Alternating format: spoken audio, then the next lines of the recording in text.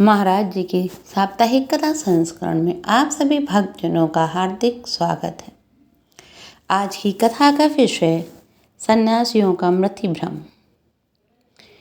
इसे महाराज जी की मौज ही समझिए कि वे अपने को कहीं भी प्रकट कर देते। वे इस प्रकार को ऐसे कौशल से करते कि यह एक सामान्य आश्चर्य की बात ही बनकर रह जाती।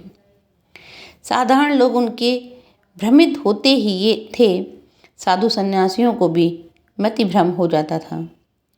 स्वामी विजयानंद नाम से जाने गए डॉक्टर ए.जे. बेंट्रोप अपनी पुस्तक में लिखते हैं कि प्रयाग में कुंभ का मेला चल रहा था। वहाँ किसी आश्रम के सन्यासी गंगा के किनारे एक रात विभिन्न विषयों पर वार्ता कर रहे थे।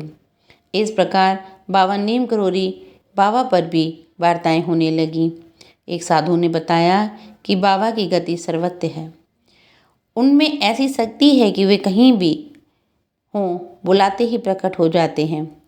इसमें बड़ा वाद विवाद खड़ा हो गया। लोग इस सत्य को मानने के लिए तैयार ही नहीं थे। उनका कहना था कि जिसने भी शरीर का धारण कर लिया, उसे एक स्थान से दूसरे स्थान पहुंचने के लिए समय चाहिए ही।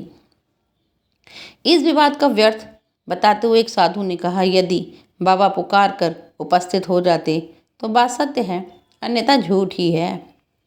इस पर एक साधु ने बाहर खड़े होकर जोर से उन्हें पुकारा। जब वह कई बार आवाज़ लगा चुका और उसे यह देखकर आश्चर्य हुआ कि बाबा उसके पास ही किसी व्यक्ति से बातें कर रहे थे।